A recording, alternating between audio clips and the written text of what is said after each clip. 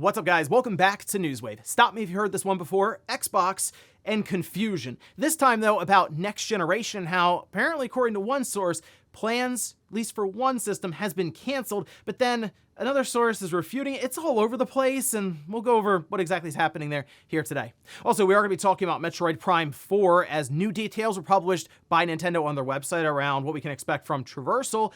And we had an unfortunate delay yesterday. This for a game that people are pretty excited about. All that and more. Guys, if you enjoy these videos, make sure you hit that like button. Helps out a ton. And if you're new here to the Spawn Wave channel, make sure you subscribe down below. And of course, members for the channel do get Newswave early. If you would like to learn more about that, click the join button or link in the description down below. And we're going to start today with Skate. Now, we have the Season 1 that is launching this week. And I guess leading up to it, they decided that being EA and the company here with Skate, decided to let us know how many people have played the game, and the number was even higher than maybe I was expecting here, but you know, there's a little context there. We can see this, though, over on their official account, where they say over 15 million players have jumped in. Season 1 does kick off, it looks like today, and they can't wait to skate the streets with everyone. 15 million plus players, though? That's pretty good. I mean, Skate in general was like dormant for a while there, right? After Skate 3 gets brought back as a free-to-play game. That's very important to note. But free-to-play games live and die off of engagement and just interest. Seems like Skate has that completely. The game is a lot of fun. I will say that. I enjoy playing the game. I think some of the look and the tone isn't necessarily geared towards probably just my generation, but the game itself is still Skate, and because of that, I still get a kick out of logging in here and there, 30 minutes to an hour at a time, and just skating around and pulling off tricks and completing some of the different challenges they have laid out. So there you go. Season 1, out now, I guess today, or just this week. So if you've been curious about it, seems like a lot of people are jumping in. Might be worth checking out. Also, we had some unfortunate news with a studio closure, although that seems to be pretty common nowadays. This one, though, is a studio behind what was a very interesting, very different kind of game, Metal Hellsinger. That was that rhythm first-person shooter game.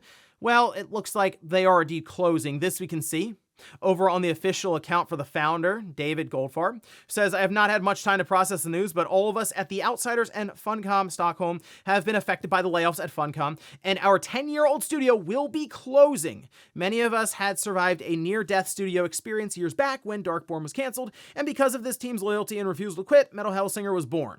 It does go on to say that they are not giving up, and we are going to try to continue on in some new form. If you think you can help in any way with business leads, placement for employees, guidance, whatever it is, etc., you can reach out to them there. It's unfortunate because this is a studio that did come up with, again, a very unique game, and that is half the battle, is just trying to figure out something that makes your game stand out. And I do remember when this popped up in that stream that was going on, the event where it was presented, it did stand out. I said, well, it's very different. An interesting idea. Rhythm, but with first-person shooter and heavy metal playing and stuff, so it kind of looked a little like Doom. It's kind of a cool idea. Unfortunately, though, that's just the way it is right now with the industry. It is tough to get ahead at all, and we're seeing just studio closures be more and more commonplace to where people look and go, yeah, kind of expected. Studios just closing down all over the place. Oh, and Battlefield 6 is out this week on the 10th, and it appears some copies are already getting out in the wild. This over on Reddit. Person posts an image of their sealed copy, saying that's finally in their hands. They did answer a few questions. For example, the install size is about 68 gigabytes, and it appears that the disc itself does have the game. That seems to be just a question nowadays. Does the physical disc have the game? I mean, Call of Duty is just a launcher, so that's a pertinent question here. And yes, Battlefield 6 does exist on the disc. You install it, and the servers are already live. So I guess they were able to go online and play. Who would be playing right now? Probably reviewers and maybe even people at EA and stuff testing the game. But of course, we're waiting for it to come out here in the next couple of days. Good to hear, though, if you decide to buy the physical copy, at least on the PS5, you'll be installing it from the disc. And guys, with some of the quick news out of the way, let's get into the bigger stuff. Let's start right away with Microsoft, and the news just keep going for this company right now with Xbox. And I mean, it has been great ever since they announced the price hike of Game Pass, especially with Ultimate going to $30 per month. But since then, more and more information and rumors and reports have been getting out there. And over the weekend, people thought that Microsoft was out. They were cutting Xbox completely, and they were just going to roll along with cloud. Doesn't seem to be the case, at least according to some of the more updated reports, and then also a statement from Microsoft, and keywords being for now. But there does appear to be some other stuff going around that, well, we can just look at here. This was first reported that I saw over on Insider Gaming, where they say Xbox's dedicated handheld was canceled because AMD required 10 million units, it's claimed.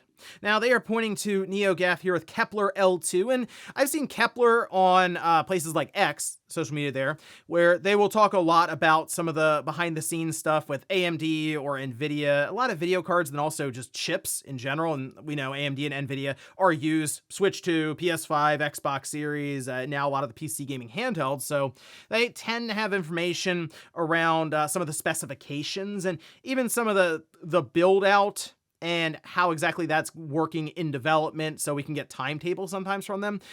They say, as far as they know, the handheld was canceled because AMD wanted a commitment of 10 million plus units to justify making a dedicated SoC, but with Steam Deck only selling 5 million units and Asus, ROG, Lenovo, Legion only selling 1 to 2 million, Microsoft didn't want to take the risk. Okay, so this was something that was really weird to me when I first read it, and we'll see, Jez Cord did come in, he quote tweeted the whole thing and said, this isn't even slightly true, by the way. I guess the problem is Jez didn't really detail exactly what he meant here or elaborate on it, just that it wasn't true. Could mean that the handheld from Microsoft is still in development and that will eventually come out.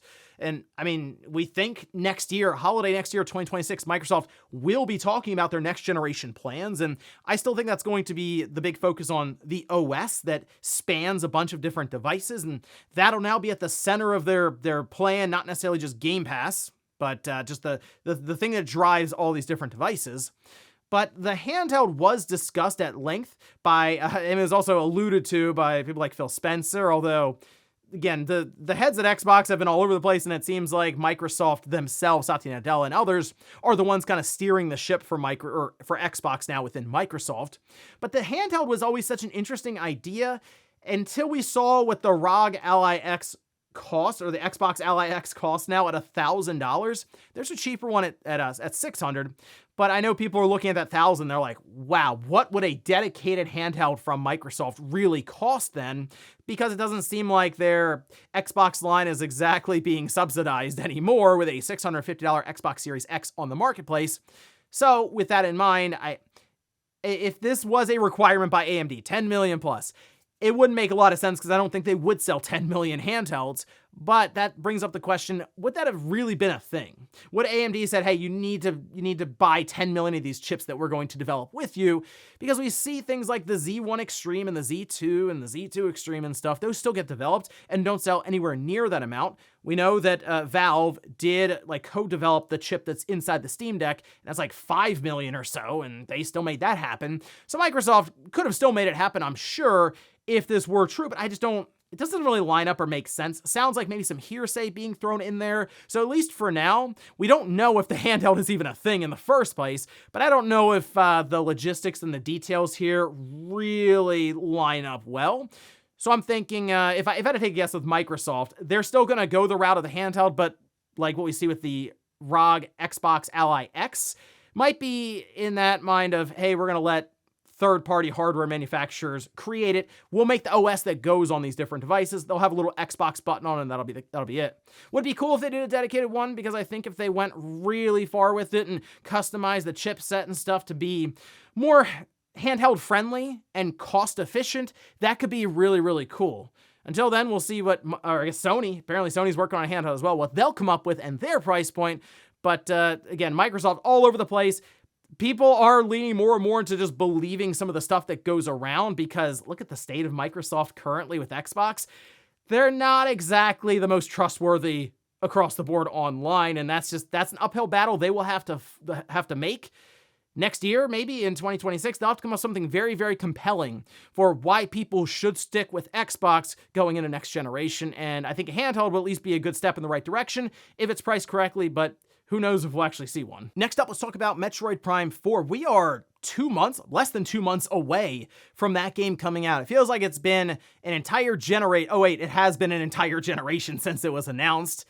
Way back in 2017, like a month or two, a couple months after the Switch 1 release, but we're so close now, and we're starting to see some details get out there, which I do think we're going to get a dedicated Nintendo Direct format. We have to get one, right, for Metroid Prime 4, get one big final push, maybe sometime in November, but we are having some details get updated by Nintendo on their website. This time, though, about the motorcycle we saw pop up randomly at the last showing for Metroid Prime 4, and we can see this. This is over on Nintendo Everything, and this popped up on Nintendo's website. We're translating it over here from Japanese into English, and it says, Samus acquires a motorbike called the Viola, equipped with advanced features. The vehicle was invented by the Lemorn, a space race that once existed on Viros. Riding the Viola allows for swift travel across the vast expanses of the unknown planet Viros. In addition, special actions can be used while riding to combat enemies and destroy ores scattered across the surface, allowing you to explore uncharted territory, which that sounds exactly what you'd expect from a Metroidvania-style game. You'll get different abilities, open up new areas, and so on.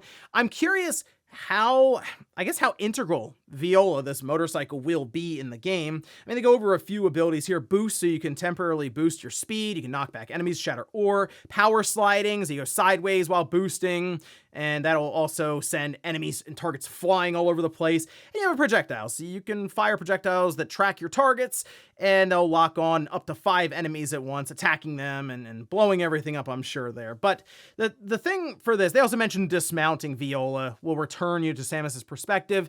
Yeah, you can see it in the trailer they showed with some of the gameplay, where she jumped off the bike and immediately went to first. Kind of reminds me of that first time back with Metroid Prime, where he went into the morph ball, then came out of it, and it threw you into first. That was such a crazy looking moment back then. I know it's common and expected now. It was so weird to see that. But then also some of the weather effects on the visor. It was stuff we take for granted now was like mind blowing back then. The idea of this Viola motorcycle, I think, also will play into the idea of, yeah, there's going to be some big open areas. We've already seen them, and I guess the bike will just allow us to traverse between more so points of interest, so caves or other things that you would explore, different landmarks. And that does also bring up the concern around a vast world that has nothing to do in it. And I think we just need to see more about this game, and that's one of the reasons I'm like, we gotta have a direct around this thing. We're gonna have 2 Kirby Air Riders directs that are probably gonna be 40 plus minutes long each, so Sakurai can tell us about all the little minute details of the game, which is fine for Kirby Air Riders fan. But you gotta have it like at least a 20-minute direct for Metroid Prime 4 with how that game is shaping up, just to explain more about it, since we're, again, less than 2 months away. So that's my expectations now, is they'll have a lot to talk about as we get closer to release, and apparently we have to keep an eye on their website as they just drop little bits of information here and there about the game. Next up, let's talk about an update for Control that dropped for the Xbox Series and PlayStation 5. It had come out previously on the PC, and now it appears they've just gone ahead and pushed it over with all kinds of new features, taking advantage of some of the newer hardware. This we can see over on their website.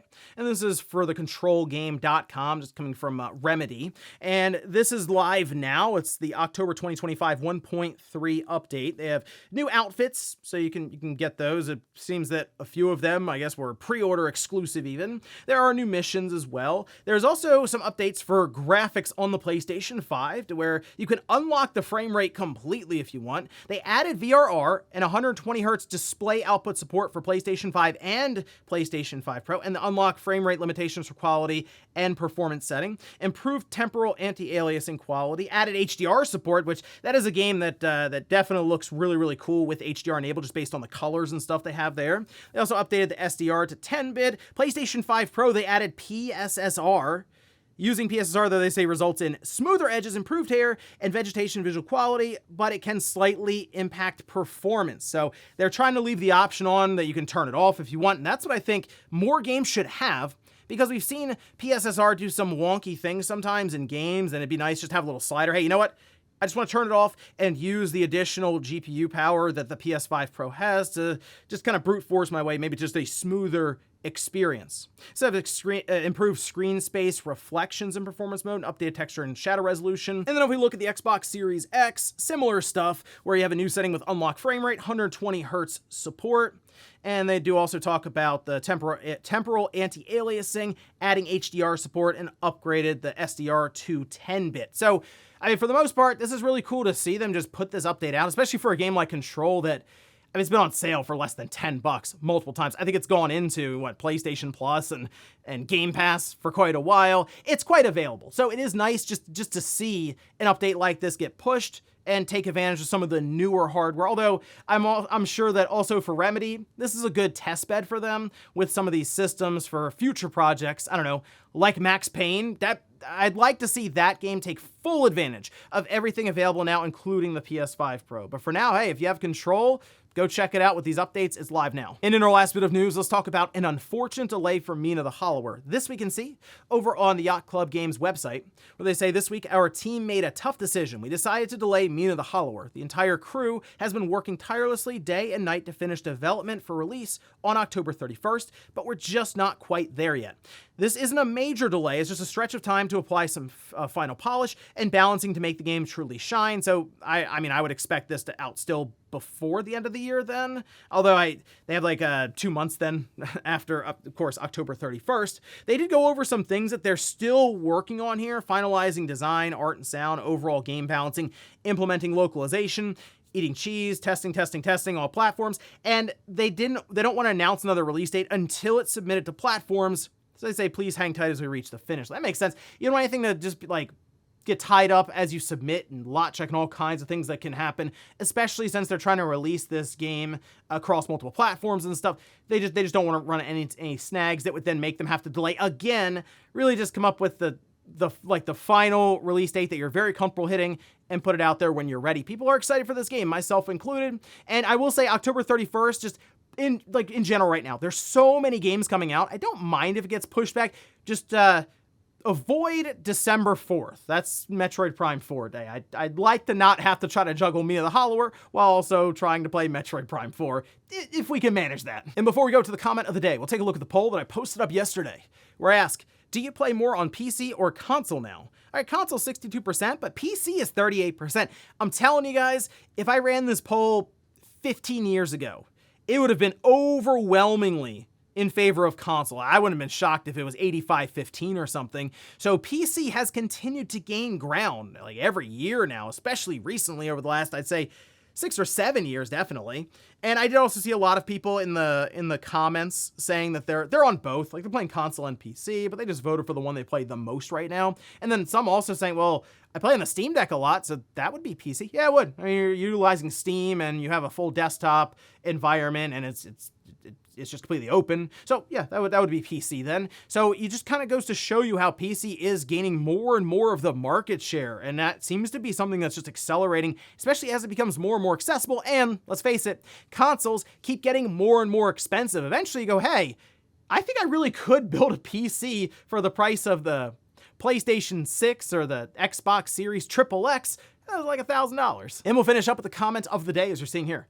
This is from Remix, who says, all cloud gaming is a no-go for me. So I will say, cloud gaming is very convenient, and I think it fills the need of that specifically as a utility. It's like, hey, I'm on vacation, and I wanted to play a game here or there just for fun. Oh yeah, that's right, I can cloud stream it because I wasn't gonna haul my PlayStation 5 or my desktop PC or my Xbox Series with me. That, to me, it makes sense there as a convenient thing to have spur of the moment. But I am with you with the idea of, I don't really want that to be my main way to play games. I do wonder though, in the far future, 40 years from now, we'll say 40 years from now, are we gonna look around and go, wow, yeah, cloud gaming was it.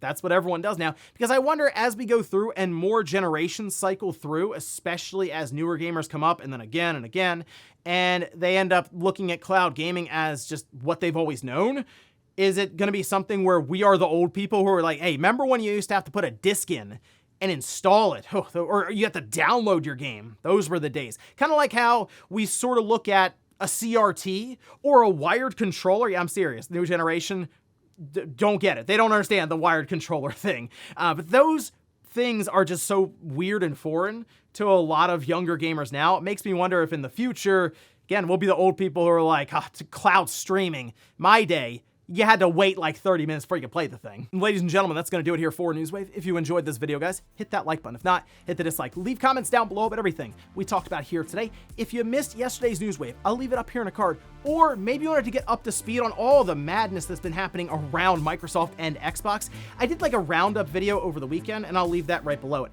Thanks, guys, for watching, and I'll see you next time.